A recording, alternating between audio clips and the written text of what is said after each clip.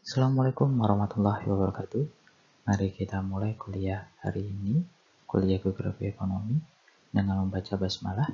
Semoga apa yang kita pelajari hari ini bermanfaat dan bernilai barokah untuk kita semua.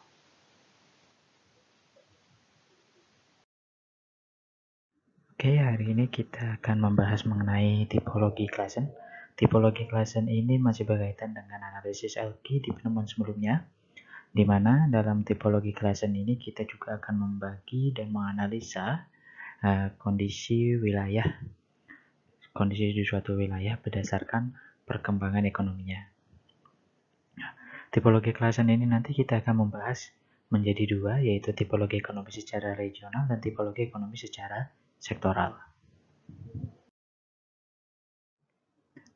Tipologi klasen yang berkaitan dengan tipologi ekonomi regional digunakan untuk mengetahui pola struktur pertumbuhan ekonomi di suatu wilayah, di mana nantinya akan diklasifikasikan menjadi 4 jenis karakteristik pola dan struktur pertumbuhan ekonomi daerah atau jenis pertumbuhan ekonomi daerah.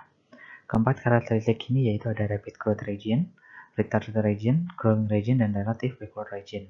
Nah, di mana nanti setiap wilayah akan terbagi menjadi 4 karakteristik ini. Bisa jadi di setiap wilayah itu memiliki keempat karakteristik ini, bisa juga dia hanya memiliki 1 atau 2 atau 3 saja dari karakteristik yang didapatkan dalam analisis tipologi klasen.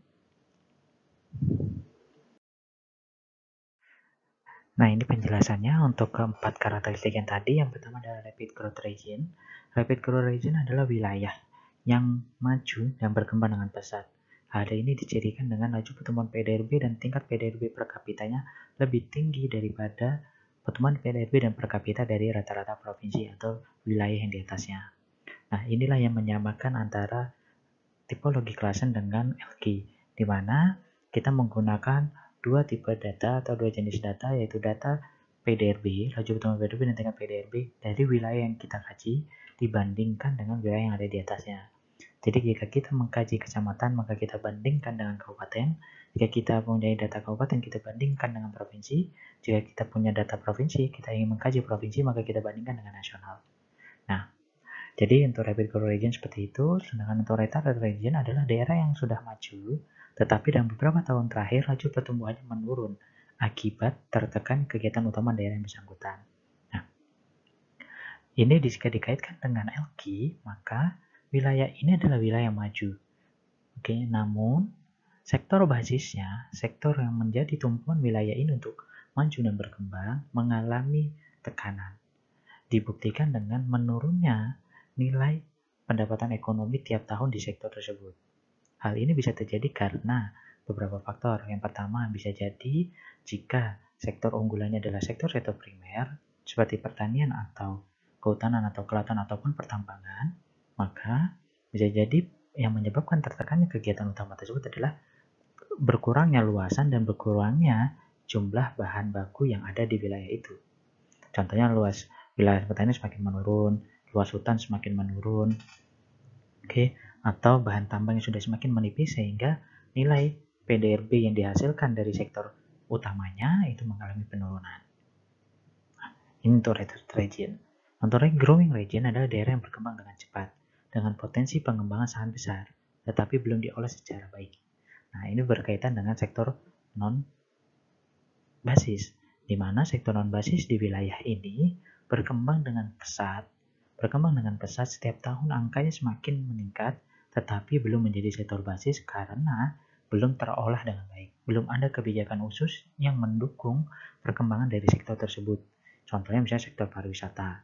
Sektor pariwisatanya setiap tahun nilainya semakin meningkat, tetapi dia belum ada kebijakan yang tepat dari pemerintah daerah untuk meningkatkan nilai ekonomi dari sektor pariwisata. Nah, ini yang menyebabkan wilayah ini sebenarnya bisa berkembang dengan cepat, potensinya banyak, bisa dikembangkan dengan cepat, terlihat dari sektor-sektor non-basis yang berkembang dengan pesat, tetapi belum terolah dengan baik.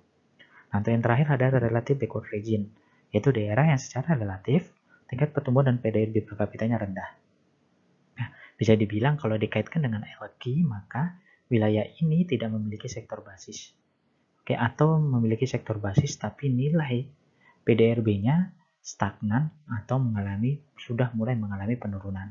Sehingga di wilayah ini termasuk wilayah yang tertinggal. Butuh treatment khusus untuk membantu wilayah ini untuk dapat bersaing dengan wilayah lainnya. Nah, ini tabelnya. Jadi kita membutuhkan dua data, yaitu data pendapatan per kapita dan laju pertumbuhan PDRB-nya, laju pertumbuhan ekonominya. Semuanya bisa kalian dapatkan di BPS 8K. Jika tidak ada, bisa kalian hitung sendiri nanti. Nah, kita bandingkan antara wilayah yang kita kaji dengan wilayah yang di atasnya. Kalau kita menggunakan di sini contohnya kabupaten, maka kita bandingkan dengan provinsi. Kita bandingkan apakah laju pertumbuhannya lebih besar dari PDRB kabupaten lebih besar dari provinsi ataukah tidak, apakah PDRB per kapita yang lebih besar dari provinsi atau tidak. Nah, ketika sudah jelas datanya apa, maka kita akan tahu wilayah yang kita kaji termasuk yang mana. Apakah yang maju dan tumbuh cepat ataukah daerah yang tertinggal.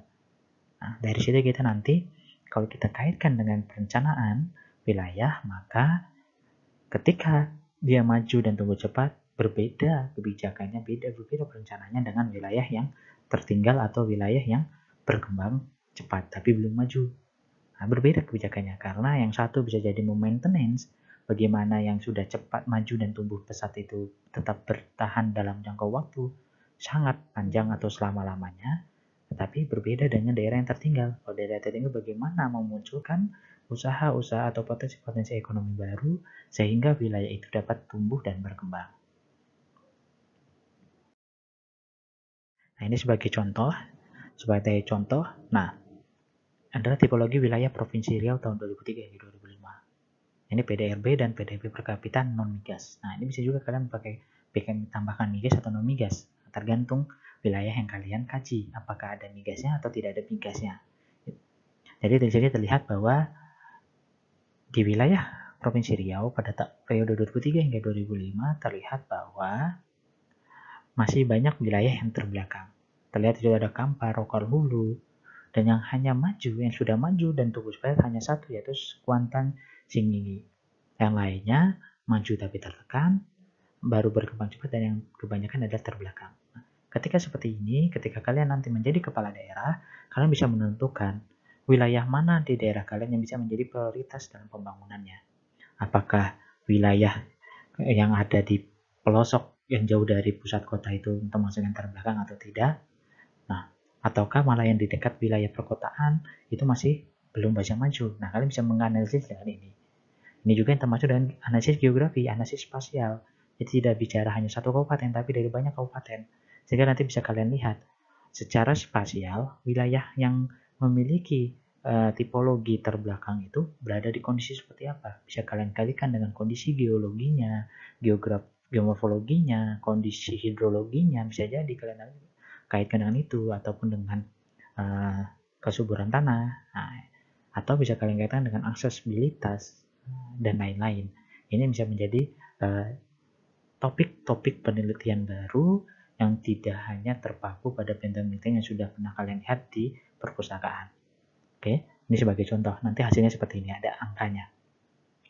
Ada angka yang kalian dapatkan dari data BPS, kemudian kalian masukkan ke dalam tabel, terlihat mana yang tipologi 1, tipologi 2, 3, ataupun yang 4. Selanjutnya tipologi klasen yang digunakan untuk tipologi ekonomi sektoral. Di mana tipologi ini digunakan untuk mengetahui pola dan struktur pertumbuhan sektoral daerah. Didapatkan dari laju pertumbuhan dan kontribusi sektoral terhadap ekonomi daerah. Masing-masing sektor ekonomi di daerah diklasifikasikan sebagai sektor prima, potensial, berkembang, terbelakang. Ya, prima itu berarti yang sama seperti yang tadi, sudah berkembang besar dan maju, nilainya tinggi. Potensial itu dia sudah berkembang tapi belum memiliki nilai yang sangat tinggi itu secara nilai ekonomi. Kalau berkembang ini dia nilainya rendah tetapi angkanya semakin meningkat setiap tahun. Nah, kalau terbelakang ini berarti nilainya masih sangat kecil dan tidak mengalami peningkatan. Nah, jadi kalau yang tadi itu secara wilayah, kalau yang tadi sektor ekonomi tipologi ekonomi regional itu secara wilayah, tetapi untuk sektor per sektor yang sudah saya tunjukkan yaitu sektor PDRB yang bisa kalian dapatkan di BPS. Untuk melihat sektor mana yang termasuk prima, potensial berkembang dan terbelakang. Nah, nantinya dari sektor-sektor ini kita bisa melihat mana sektor yang bisa berubah dari non-basis menjadi basis, sektor mana yang bisa menjadi unggulan untuk jangka panjang, mana sektor yang hanya bisa dimanfaatkan dalam jangka pendek, atau sektor mana yang sudah tidak bisa atau tidak mampu lagi untuk mendukung perkembangan wilayah. Nah, ini akan nanti kaitannya dengan menjadi seorang perencana. Nah, inilah geografi, inilah kompleks wilayah. Nanti kaitkannya dengan kondisi wilayahnya, kondisi ekonominya, kondisi sosialnya, dikaitkan dengan kondisi fisiknya, hidrologinya, geologinya, tanahnya, dan lain-lain untuk melihat apakah sektor yang secara ekonomi termasuk sektor prima itu mampu menjadi sektor yang berkelanjutan atau tidak.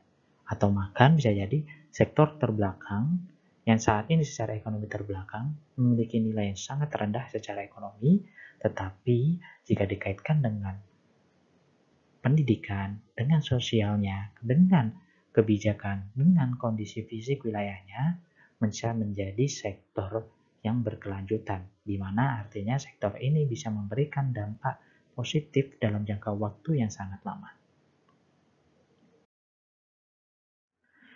Jadi, jika di dalam bentuk tabel ini terlihat bahwa kita membutuhkan yang pertama laju pertumbuhan dari setiap sektor. Berapa nilai pertumbuhannya dibandingkan dengan rata-rata PDRB-nya. Jadi nilai sektornya berapa, laju pertumbuhan sektornya berapa, dan laju pertumbuhan PDRB berapa. Jadi ada dua data. Jadi ini kalian dapatkan dari satu tabel, bisa kalian dapatkan, bisa kalian bagi nanti mana sektor yang prima, sektor potensial, berkembang, dan terbelakang. Nah, dari sini kemudian bisa kalian nanti kaitkan dengan perencanaan wilayah jika kalian nanti menjadi seorang pemimpin daerah untuk melihat sektor mana yang bisa menjadi fokus pengembangan wilayah kalian, mana yang tidak bisa menjadi fokus pengembangan wilayah kalian. Oke. Jadi mana yang menjadi fokus utama, fokus kedua, fokus ketiga, dan seterusnya. Ya, ini jadi hanya satu data. Nah, kalau untuk ini kalian bisa membandingkan nantinya jika hanya 1 tahun, tapi gunakan datanya 10 tahun terakhir, 20 tahun terakhir, untuk melihat pergeseran sektor mana, sektor-sektor itu mengalami pergeseran atau tidak. Apakah dia dari sektor prima tiba-tiba mundur menjadi sektor terbelakang, ataukah yang awalnya sektor terbelakang di 20 tahun yang lalu menjadi sektor prima. Nah, ini bisa kalian gunakan untuk menganalisis perkembangan secara ekonomi dari tiap sektor itu gimana sih sumbangsinya terhadap pembangunan wilayah tersebut. Apakah setiap tahun mengalami pertumbuhan positif, ataukah stagnan, ataukah malah mengalami kemunduran. Nah, ini juga bisa menjadi tema penelitian geografi. Nah, jadi banyak sekali tema-tema penelitian yang bisa kalian ambil. Cuman permasalahannya adalah apakah kalian masih terpaku dengan skripsi atau penelitian yang ada di perpustakaan atau tidak. Oke, sekali lagi ini sangat banyak sekali. Ini bisa menjadi salah satu potensi, dan datanya data sekunder. Data sekunder, dan kalau misalnya kalian mau membandingkan, kalian ambil 10 tahun kemudian kalian bandingkan misalnya untuk satu kabupaten atau satu provinsi, itu pun menurut saya masih sangat masuk akal karena hanya menggunakan data-data sekunder yang kalian hanya perlu menggunakan Excel, menginput kemudian olah dengan Excel dengan sangat mudah. Ya, cuman input, kemudian kalian masukkan rumus, dapat jadi hasilnya apa, kemudian tinggal kalian analisis. Buat petanya, buat trennya, buat grafiknya, analisis, bahas, menjadikan sebuah skripsi. Tidak perlu lapangan. Ya, di masa pandemi ini bisa kalian gunakan untuk sebuah topik penelitian yang menggunakan data sekunder, tidak perlu lapangan, cukup menggunakan data-data yang ada di BPS. Nah, oke, monggo silakan jika ada yang ingin melakukan penelitian ini. Nah, ini adalah matriks strategi pengembangan yang saya bilang tadi. Jangka pendek, jangka menengah, jangka panjang. Bagaimana jangka pendek dari berpotensi menjadi sektor unggulan? Kalau jangka menengah, bagaimana yang dari berkembang menjadi sektor unggulan? Atau dari terbelakang menjadi sektor berkembang? Kalau jangka panjang adalah bagaimana sektor yang terbelakang tadi menjadi sektor unggulan atau sektor yang prima, yang maju. Nah, ini nanti bisa kalian lihat dari mana? Jika kalian mempunyai data lebih dari 10 tahun yang tadi saya bilang 15 sampai 20 tahun untuk melihat perkembangan dari setiap sektor setiap tahunnya seperti apa, trennya setiap tahun seperti apa. Nah, kalian bisa menjelaskan ini, bisa menjabarkan ini dengan baik, dengan detail, sehingga strategi perencanaan wilayahnya menjadi lebih tepat sasaran sesuai dengan kondisi wilayah. Nah, untuk sementara untuk S1 cukup seperti ini saja, tidak ada masalah. Nanti kalau S2 kalian kembangkan, kalian kaitkan dengan kebijakan pemerintah, kalian kaitkan dengan rencana pembangunan jangka menengah daerahnya, atau RPJP daerahnya, apakah sesuai RPJP-nya tercapai secara ekonomi, dibuktikan dengan pertumbuhan ekonomi wilayahnya, tercapai dengan perkembangan wilayahnya, perkembangan sektor-sektor ekonomi yang ada di sana, apakah sesuai atau tidak. Nah, inilah yang bisa kalian gunakan untuk membahas apakah perencanaan implementasinya tepat atau tidak. Oke. Nah, inilah geografi ekonomi. Kita bicara ekonomi, tetapi tidak hanya ekonominya saja yang kita bahas, tetapi kita lihat minimal secara spasial seperti apa. Kemudian kalau kalian bisa, kalian lanjutkan untuk dengan mengkaitkan dengan keilmuan yang lain, seperti kebijakan, kemudian secara fisik lingkungan, bisa juga sosialnya seperti apa, dan juga bisa kalian kaitkan dengan perencanaan wilayahnya nanti seperti apa. Oke? Itu saja dari saya. Dua materi ini adalah analisis ekonomi untuk perencanaan wilayah umumnya khususnya, karena kalian lulus nanti akan menjadi seorang analis wilayah. Minimal kalian bisa berbicara secara ekonomi wilayah yang ketika kalian bekerja nanti, atau ketika kalian akan mengerjakan sebuah proyek nanti, kalian bisa menjelaskan wilayah itu secara ekonomi seperti apa. Baru kemudian nanti kalau berkembangnya waktu, sesuai dengan bidang kalian bisa mengkaitkan dengan sektor-sektor yang lain. Oke, karena perencanaan wilayah tidak hanya bicara satu wilayah saja, tetapi bicara wilayah itu dikaitkan dengan wilayah yang lain. Jika harus bicara satu wilayah, bisa mendetailkan di dalam wilayah itu ada bagian-bagian wilayah apa lagi di dalamnya. Oke, dan demikian saja materi kita hari ini. Kurang lebihnya saya mohon maaf. Apabila ada pertanyaan silakan ditanyakan. Bisa via WA atau di psikologi sudah ada tempatnya untuk berdiskusi di sana. Silakan tanyakan, nanti akan saya jawab di sana. Atau bertemu langsung di kampus apabila ada yang ada di kampus. Dekat dengan kampus, tidak mudik atau yang tinggal di dekat kampus, boleh ditanyakan. Ketika saya ada di kampus boleh ditanyakan di kampus, atau via WA atau email boleh, agar kalian dapat lebih memahami bagaimana geografi ekonomi diterapkan dalam perencanaan wilayah, khususnya fokus ke arah sana, dan juga bisa digunakan sebagai analisis perkembangan wilayah. Demikian dari saya akhiri. Assalamualaikum warahmatullahi wabarakatuh.